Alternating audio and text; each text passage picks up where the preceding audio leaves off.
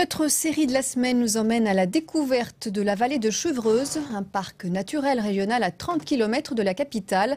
Un lieu très apprécié des promeneurs qui peuvent y découvrir des sites historiques comme le château de la Madeleine, une forteresse médiévale avec une vue imprenable sur la vallée.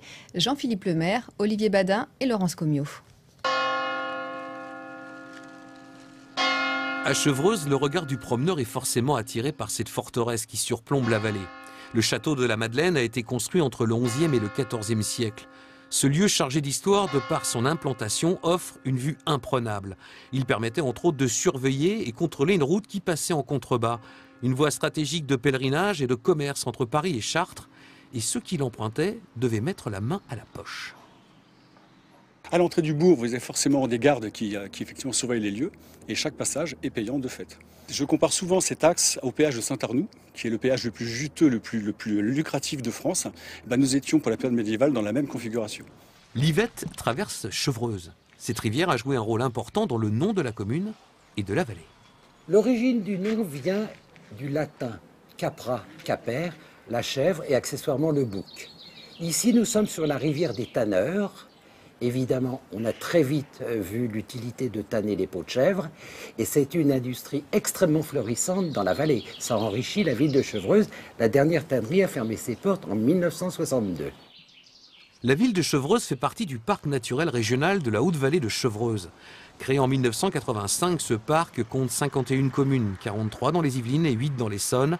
Il a pour but notamment de protéger et mettre en valeur de grands espaces ruraux habités.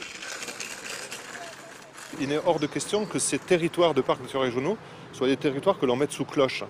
C'est pas du tout pour être sous cloche, il faut que les gens qui habitent ces territoires-là vivent normalement. C'est-à-dire qu'on ait une activité artisanale normale.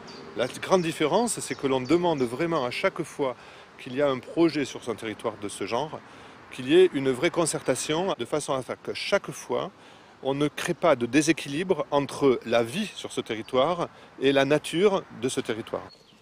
Ici, à Saint-Rémy-les-Chevreuses, dans cet atelier situé dans son jardin, Laurence Galli fabrique à la main des savons écologiques, selon la méthode traditionnelle dite à froid. Pour le lancement de son activité artisanale, elle a reçu l'aide du parc.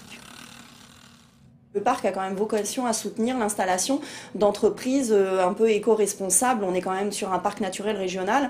Moi, c'est aussi pour ça que je voulais m'installer ici. C'est pour amener du tissu économique sur le territoire du parc. Donc il y avait vraiment une volonté de soutenir un projet qui s'inscrivait dans la logique du territoire du parc, tant sur le plan économique que écologique. Ce territoire conjugue protection du patrimoine et développement, afin de faire vivre cette belle vallée de Chevreuse aux portes de Paris.